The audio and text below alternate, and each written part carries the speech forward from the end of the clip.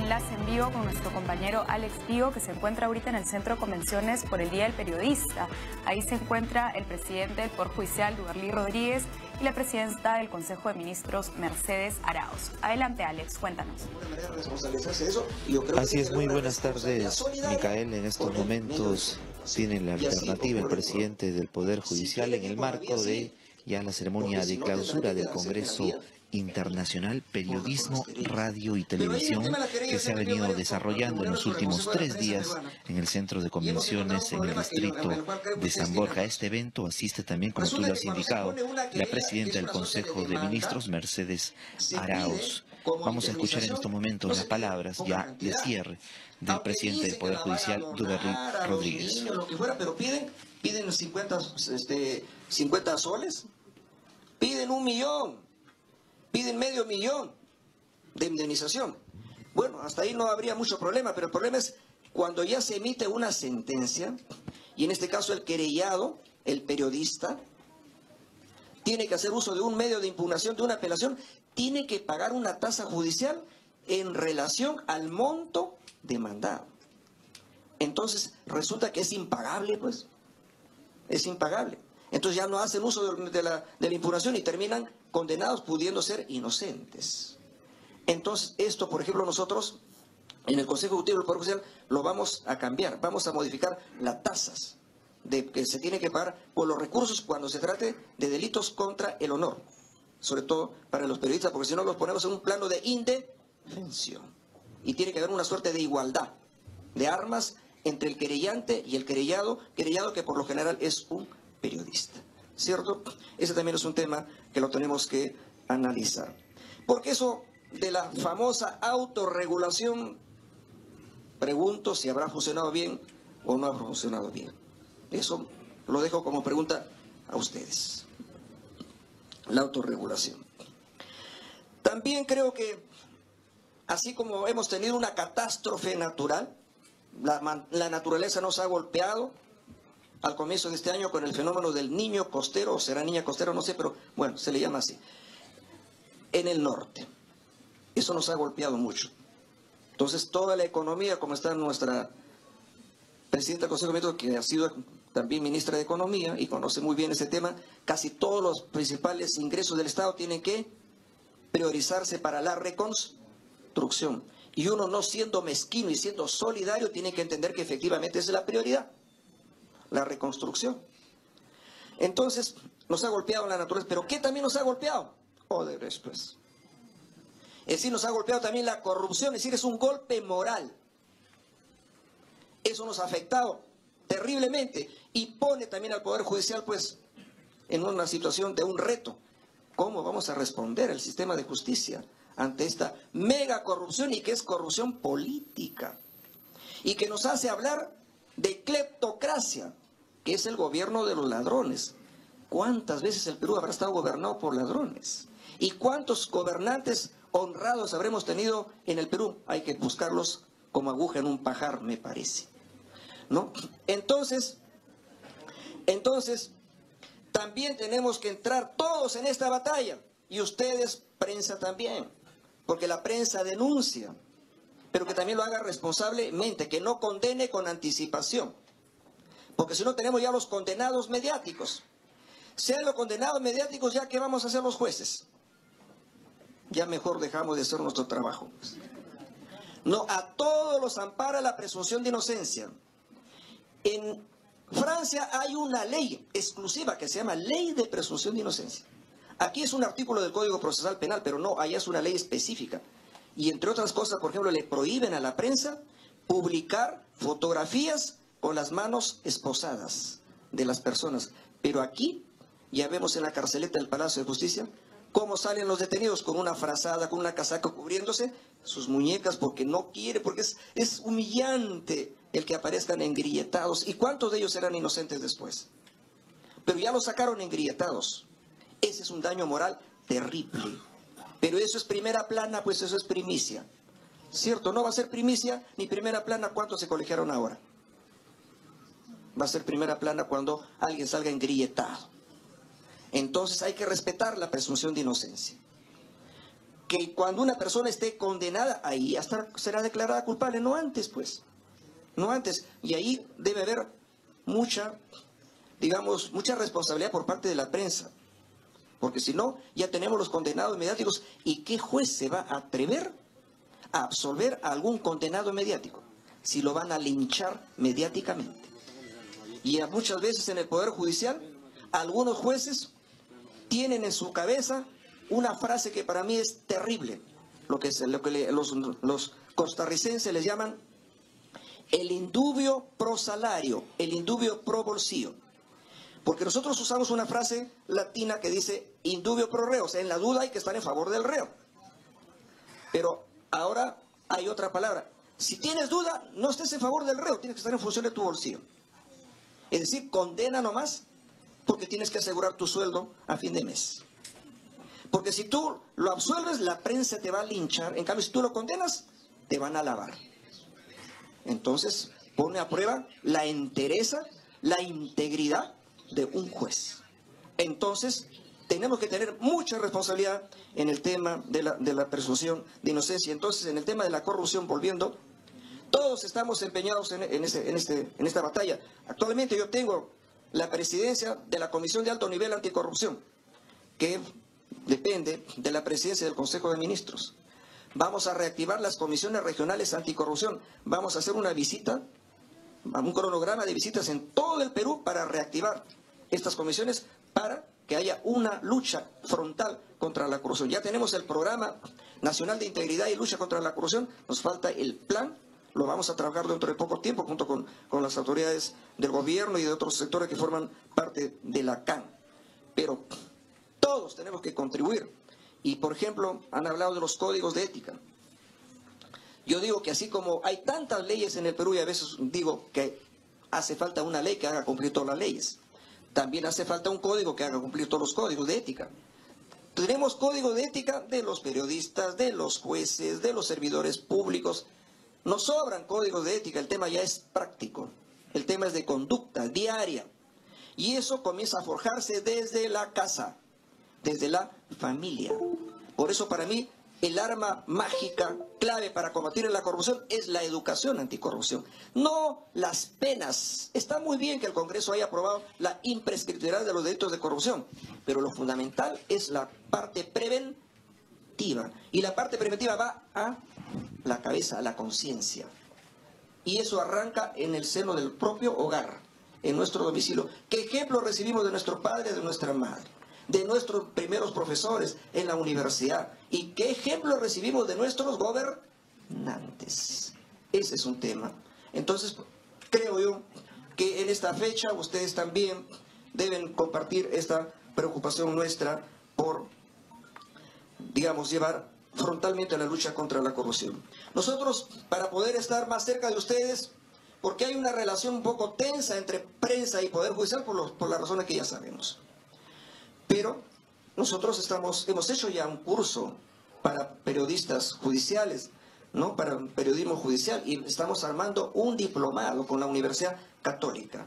Y espero que algunos de ustedes estén presentes en este diplomado, porque también es importante que los medios de comunicación difundan noticias, pero con propiedad, usando las formas adecuadas. Por ejemplo, dicen, condenaron a fulano de tal a 18 meses de prisión preventiva.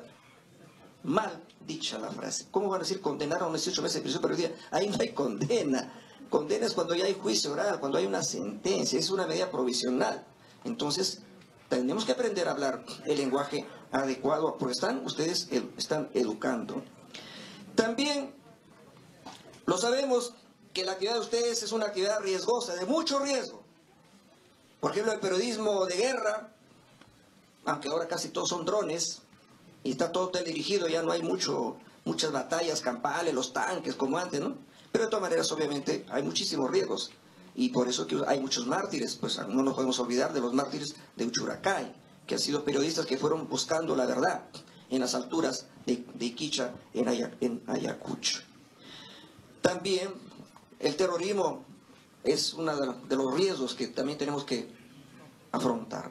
Pero no solamente el terrorismo, digamos en términos de violencia política, destructiva, las bombas, las balas, del senderismo subversivo, sino también terrorismo en otras formas, que no podemos bajar la guardia en este momento. Medios, todos casi trabajan en medios de comunicación social, aunque pueden trabajar también en dependencias del Estado. Nosotros también tenemos una dirección de imagen y prensa en el Poder Judicial, trabajan periodistas también con nosotros, pero los grandes medios de comunicación social, los medios de comunicación social tienen que ser medios de educación, porque forman opinión. ¿Qué opinión van a formar? Porque si no son medios de comunicación social, como dijo un periodista una vez, no es de mi creación esta palabra, les llamó medios de contaminación social. ¿Y cuándo son medios de contaminación social? Cuando no se dice la verdad. Cuando no se dice la verdad, cuando se falsean los hechos. Y yo creo que todos debemos ser amigos de la verdad, porque solo la verdad nos hará libres. Termino. También es un riesgo. Bueno, ahora nos vamos en vivo al Centro de Convenciones. Está hablando la presidenta del Consejo de Ministros, Mercedes Arauz. Así es, Micaela, la alternativa la tiene en estos momentos la doctora Mercedes Arauz, presidenta del Consejo de Ministros, en esta ceremonia de clausura del Congreso Internacional de Periodismo, Radio y Televisión que se ha desarrollado en el Centro de Convenciones los últimos 3 días en el marco de las celebraciones por el Día del Periodismo. Escuchemos. Tener 800 profesionales de la industria de la radio y la televisión de todas las regiones del país, radiodifusores pequeños, medianos y grandes, técnicos, productores y periodistas aquí es, creo que, un evento que vale la pena resaltar. Por primera vez, la gran industria de la radio y la televisión centralizada en Lima y los pequeños y medianos broadcasters de provincias han compartido sus experiencias, y esto ha sucedido en estos 3 días. El año pasado yo recuerdo, porque estuvimos en diálogo con ustedes, lamentablemente por una razón ajena a mí no pude venir, pero dejé una grabación, esa comunicación no existía. Y ahora ya se toma conciencia de que sí existen los radiodifusores de provincias que están aquí presentes, pequeños y medianos radiodifusores que están en todo el país y que están trabajando y que a veces lo hemos visto como algo aparte, porque claro, vemos lo que es señal de difusión nacional, a veces con modos y formas que son solamente limeñas, y no estamos viendo que hay modos y necesidades de comunicar e informar que son locales, que requieren, como lo dijo bien el presidente de la Corte Suprema, que requieren que se conecten con la población, con sus lenguajes propios, con sus idiomas propios, con su cultura y con su realidad. A veces estamos difundiendo información de Lima, el choque de Lima, cuando nadie sabe lo que está pasando en Arequipa o lo que está pasando en Trujillo o en Iquitos. Y eso es lo que vemos a veces cuando llegamos a la televisión. Se pierde la conexión, hasta se pierden los acentos, que es terrible ver que ya los acentos se mezclan y no tenemos y comenzamos a uniformizarnos, ¿no? Y creo que el hecho de que ahora comencemos a tomarnos en cuenta y ver que sí somos parte de una misma industria, pues es algo que hay que resaltar de manera importante. Eso para nosotros nos llena de alegría, porque estoy segura que de esa manera, con ese intercambio, lo que vamos a ver ahora es cambios importantes, y no son solo cambios tecnológicos, que sí, de hecho hay cambios tecnológicos importantísimos, y que hoy día acá también han habido exposiciones sobre el tema de la modernidad, de que los medios de difusión ya no son solamente los que conocemos, sino que usar las otras formas de los medios de comunicación, que como son los medios digitales, las redes sociales, en fin, todas otras fórmulas que hoy día comienzan a aparecer. Sino que también en estos tiempos de tecnología digital, lo que tenemos que es preocuparnos por la calidad. Y la calidad y la ética, como se ha mencionado varias veces. La ética profesional, que es fundamental para difundir la información. Que esas fórmulas de difusión tienen que tener en materia de contenidos, tanto sea de entretenimiento como los periodísticos, una calidad que contemple lo que dice la ley, por ejemplo, al respeto a los horarios familiares, porque existen, están en la ley y se tienen que cumplir. O el tema de cuidar valores para la ciudadanía. Yo creo que el tema de considerar los valores permanentemente en el debate popular tiene que estar, porque más bien pareciera que estamos en una sociedad donde vende más no tener valores, ¿no? Y la difusión de elementos de competencia son prácticamente una situación de mercado salvaje, sin reglas de juego. Yo creo en el mercado, yo creo en la libertad plena de expresión totalmente. Y somos firmantes como gobierno de todos los acuerdos, aquellos que la sociedad de prensa internacional nos lleva, porque creemos en eso. Pero sí creemos también que porque el mercado, o sea, siendo una economista, creo en el mercado, pero el mercado se crea en unas circunstancias con reglas de juego. Porque si no hay reglas de juego, comenzamos a hacer la sociedad combi, ¿no? La sociedad de las calles donde cruzamos y todos los carros se cruzan y nadie respeta a nadie, y donde comienza a surgir otra cosa que se llama la posverdad. Hoy en día ese es el gran riesgo que estamos viendo en nuestra sociedad, donde se dice que alguien dijo y se pone en primera plana y no se comprueba si es verdad. Y eso genera, como bien se dijo acá, daños morales al ciudadano, al cual se dijo que lo dijeron, ¿no? O sea, esto que ya perdió el sentido de la verdad, porque se repite más tanto a través de las redes sociales que se volvió verdad. Y es lamentable porque dañamos honores, dañamos personas, dañamos familias.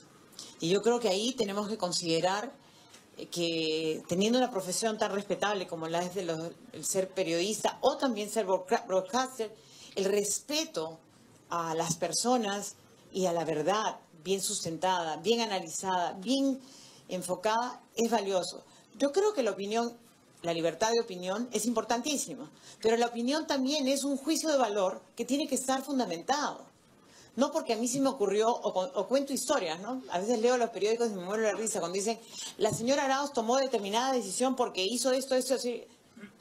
Yo ni me imaginé que había tomado una decisión de esa manera, ¿no? Y lo cuentan los periodistas como si fuera verdad, tremenda columna. Yo digo, wow, ¿cómo sabían? Nada era verdad, ¿no? O comentarios al respecto de cualquier otro personaje, ¿no? Pasa. Y yo creo que a los jóvenes, sobre todo, que están aquí, a las jóvenes, porque veo varias jóvenes periodistas asumiendo ahora su colegiatura, creo que lo principal que tienen que preservar es ese valor de hacer investigación seria. Un periodismo serio de investigación siempre es querido y valorado. Es más, sí queremos la crítica, sí queremos que cuando vean algo que estamos haciendo mal desde el gobierno nos lo digan. La investigación es tan buena porque nos ayuda a salir, a poner a la luz los problemas que hay, que a veces uno cuando está en el correr del trabajo público no lo ve. Y de repente hay alguien que está haciendo un acto corrupto o está haciendo un acto indebido fuera de la ley, y si nosotros, por un buen periodismo de investigación, lo encontramos, pues en buena hora, porque así podemos tomar acción y tomar decisiones y acusaciones fiscales y eventualmente llevarlos al Poder Judicial. Pero sí queremos esa seriedad en la investigación. Tiene que primar. Obviamente yo sé que la verdad puede ser del ojo del autor que lo mire, pero la verdad estará siempre basada en fundamentos, ¿no? O sea, por lo menos fundamentada, para poder hacer esa capacidad de análisis. Creo yo entonces, pues, que, como dije hace un rato, es mejor para nosotros tener medios de comunicación sin gobierno que un gobierno sin medios de comunicación. Pero también queremos medios de comunicación que tomen su trabajo con la plena seriedad y el profesionalismo que se merece. Ahora, estoy usando una frase de un expresidente estadounidense que lo usó, cambiándolo a la realidad nuestra y moderna. Creo que si seguimos así, fortaleciendo instituciones, podemos llegar al bicentenario consolidándonos como una nación, una república que tiene valores, que tiene futuro. Yo estoy segura que ustedes, siendo el cuarto poder, pueden fiscalizar legítimamente y profesionalmente en nombre de la población. Ahora que estamos en esta gestión en la presidencia del Consejo de Ministros, sé también que aquí se ha debatido el tema de la distribución de la publicidad estatal. Y me alegra porque creo que sus propuestas deben ser incorporadas en nuestro espacio de decisión. De hecho, el jueves estuvo aquí en el auditorio nuestro secretario de Comunicación Social, Daniel Olivares. Y él ha explicado un mecanismo que estamos trabajando con ustedes para poder tener una base de datos actualizada de radiodifusores y que han explicado que a partir de este esfuerzo que nace de ustedes para propiciar la transparencia en el gasto público, en este caso la publicidad estatal, podemos tener una relación mayor con ustedes en particular. Queremos básicamente 4 datos: sus tarifas, su programación, su código de ética o manual de estilo y la dirección de su página web.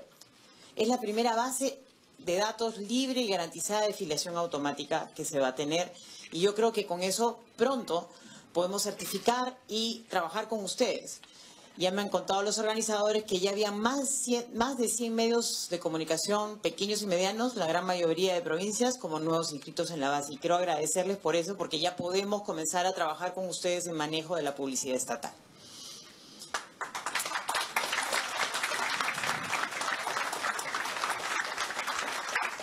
Y ustedes saben que esto lo venimos conversando desde el año pasado, porque realmente veíamos que había una ausencia de la presencia del Estado comunicando, no haciendo publicidad, decir PPK, qué tal, ¿no? Es básicamente que conozcan las acciones que está haciendo el Estado para el bien de la sociedad. Y a veces llegar a la provincia más lejana, es que no teníamos el medio de comunicación adecuado. O sea, sí sabemos que Radio y Televisión Nacional llega a muchos lugares, pero aún así, siendo una de las instancias que llega más lejos, no llega a todos lados y hay siempre alguna radio local que nos puede ayudar para llevar el mensaje de vacunación, de servicios de saneamiento, de servicios de educación, en fin, muchos otros elementos de los servicios públicos que podemos dar a través de la radiodifusión. Creo que es importantísimo y, como bien se ha dicho, en los idiomas locales, en idiomas nativos, que hacen para nosotros súper importante el contacto con la población. Y también quiero felicitarlos por otra segunda razón. Creo que es importantísimo que ahora los radiodifusores se hayan unido para aportar un sistema digital de emergencia o alerta temprana de sismos. No han esperado a tener algo tan terrible solamente como el devastador terremoto de México para tomar la iniciativa. Esa iniciativa ya la venimos conversando también desde antes. Es un trabajo que viene realizando el Comité de Radio de la Sociedad Nacional de Radio y Televisión con tecnología japonesa y con coordinación con el Ministerio de Transporte y Comunicaciones, el INDECI y otros organismos estatales. Y uniéndonos con ustedes, yo creo que vamos a llegar perfectamente usando el sistema de alerta temprana a través de la televisión digital terrestre, que lo lidera el Canal del Estado, el Instituto de Radio y Televisión y Canal 7. Yo creo que ampliamos nuestra gama para poder dar las alertas tempranas y así podremos hacerlo para cualquier otro mecanismo de desastres naturales para informar a nuestra población a tiempo. Inclusive esto puede pasar a los celulares como mecanismo de información usando la televisión digital. Entonces es una manera muy acertada de trabajar en conjunto para llegar a informar a nuestros pobladores para que tengan alertas tempranas ante emergencias. Y bueno, quiero celebrar con ustedes mañana, 1 de octubre, que es el Día Internacional del Día del Periodista en el Perú, y felicitar a todos los hombres y mujeres de la prensa por su labor. Sé que los 365 días del año se esfuerzan por mantenernos informados. Los he visto en pasos perdidos, los veo en la puerta de mi oficina, los veo siempre cercanos a nosotros y yo los entiendo. A veces en situaciones muy sacrificadas, montados en una camioneta, en la tolva de una camioneta persiguiendo a alguna persona que está trabajando. En mi caso me ha tocado muchas veces eso. Y trabajando con ustedes, y a veces nos sentábamos a comer ya al final de la noche, me acuerdo en algunos momentos en campaña, y eran momentos gratísimos de conversación, de distracción, en donde terminamos muy cansados después de haber recorrido medio Perú, pero sé que esa labor sacrificada de los periodistas vale la pena, porque informan, porque nos mantienen a la sociedad integrada y conocemos también parte de nuestra realidad. Quiero también recordar a los 8 periodistas asesinados hace 34 años en la comunidad ayacuchana de Xurajay. Esos 8 reporteros y fotoperiodistas son los mártires del periodismo peruano. Sé que hubieron muchos más también, pero creo que ellos son particularmente importantes en nuestra historia porque cumplieron su trabajo yendo al lugar de los hechos y este esfuerzo les costó la vida. Creo que como sugerencia también, y tomando un poco porque también lo recogió el presidente del Poder Judicial, podríamos elevar también los 26 de enero como los el Día de los Mártires del Periodismo como una idea importante quizás, porque creo que muchos periodistas han sufrido represalias, amenazas, denuncias judiciales y agresiones por cumplir con su trabajo. Sabemos que hay todavía más mártires en otros espacios. Yo viví un tiempo en México y vi el drama de muchos periodistas afectados por el narcotráfico y el daño que le hacen. Y creo que hay que siempre tener presente ese trabajo sacrificado. Me acompaña hoy día una periodista americana que es periodista de guerra justamente. Y ha estado en espacios de guerra y sé que ese trabajo es un trabajo durísimo y que tiene todo un valor. Por eso creo que reconociéndolos a cada uno de ustedes en su día a día, les agradezco por su trabajo, les agradezco por permitirme estar aquí. Sigamos trabajando juntos, creo que hay mucho espacio para seguir en este esfuerzo. Y muchas gracias, los felicito y clausuro el evento. Muchas gracias. Buenas noches. Bien, hemos escuchado entonces a la presidenta del Consejo de Ministros, Mercedes Arauz, en esta ceremonia de clausura del Congreso Internacional de Periodismo, Radio y Televisión, Coopera TV, que se ha venido desarrollando en los últimos 3 días en el Centro de Convenciones, en el distrito de San Borja. Nosotros vamos a retornar posiblemente, de ser necesario, si es que la jefa del gabinete ministerial brinda declaraciones a la prensa. Adelante con más información en Estudios Centrales. Muchas gracias, Alex, por la información. Esas han sido las palabras de la presidenta del Consejo de Ministros, Mercedes Arauz. Esta ha sido una transmisión para nuestras 2 señales, TV Perú y 7.3. Con esto nos vamos a un corte, pero seguimos con más noticias.